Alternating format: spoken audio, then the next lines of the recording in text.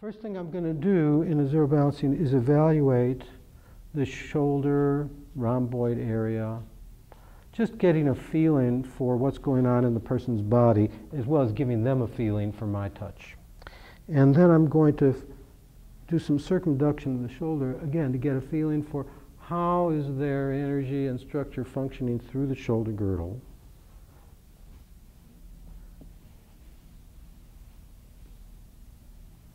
You also can tell the person's nervous system. There's some people, if you do this and then you take your hand away and their arm ends up staying up in the air, you know their nervous system is in a certain amount of distress. You're in good shape there. Then I'm going to come behind and work my way down the back, just feeling off the tips of the transverse processes of the vertebrae. Again, sampling the back tension that we've all got. And then coming down and at the sacrum, asking you to lean to your right and then to your left. Now, when the person leans one way or the other, what you should feel is as Charlotte goes to the right, I should feel that the sacrum moves a little bit, yields anteriorly to that same side. And if it doesn't, then that gives me an idea of where the back tension may be being held. Although she's already said it's more mid and upper back. It feels good. Why don't you lie down with your head here? Face down? Yeah, face up. Zero balancing is one of the few bodywork forms that can be done clothed, although it certainly can be done with clothes off with the draping.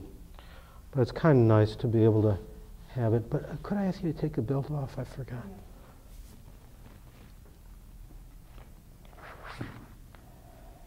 Okay, great. First thing I want to do is help decompress the whole skeletal system. So pulling with a straight pull and then adding a curve and holding it. This also gives me a sense of how easily does the person let go. Some people you'll do that and it'll feel like the legs just lengthen very easily. With other people it feels like a car with the emergency brake on and you're not going anywhere. So it's a good readout for the person's energy overall. Then I'm going to come in and pressing on either side of the ilium, feel for the relative yield of the ilium with respect to the sacrum through the sacroiliac joint.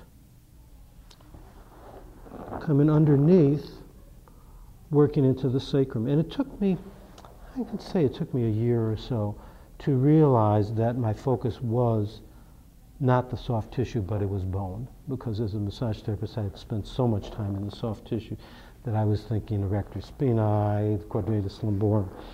And I'm fine with doing that. But in zero balancing, the idea is that you really visualize the bone is living tissue. Obviously, we think of bones as dead because normally we see bones, they're dead. But in a human being, they're responsive. They say the trabeculi in the bone starts to reform its shape within 7 seconds of adding pressure to the bone. And, you know, that it could be so changeable on that level is surprising. So what I'm doing is feeling for tension in the lumbar area and in the rib cage. And when I find it, just holding that. Zero balancing is not particularly a system looking for pathology, and we're not trying to identify, oh, here's this subluxation or that. What we are looking for is how to enhance health and energy flow at the level of the skeletal system. So by just pressing in and holding, the person starts to feel a flow through a stuck place. Just like when you hold into a trigger point in soft tissue, person will start to feel a yield happening. So indeed here we're looking for that, in that case through the lower thorax, lumbar area, and sacroiliac joint. And then want to look at the hip joint. Mark was talking about how the hip is so often related to knee pain.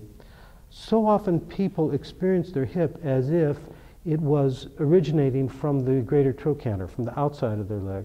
But the truth is, if you look at the skeleton, And I've been recently working with somebody with IT band syndrome, so it's been really neat to be able to share this with her. The heads of the femurs actually are only a palm width apart where they go into the acetabulum, that is, into the hip joint. Whereas, of course, the greater trochanters out here are quite wide. Your weight actually transfers to the legs through something that's only a palm width apart. So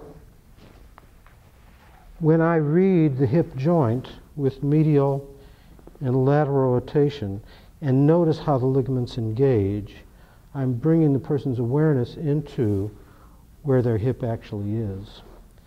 And then I start from a straight position and add a little traction and rotation and hold it. Again, like with yoga postures, you want to hold the joint open so that the person can start to feel deeper and deeper letting go. And we say energy, but you could equally use the term nervous system, because a person does not relax without a change in the nervous system.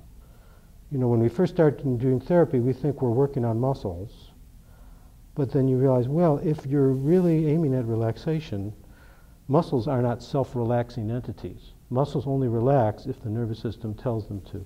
Like lights only go on if there's electricity, not just if you flick the switches. How's that feel?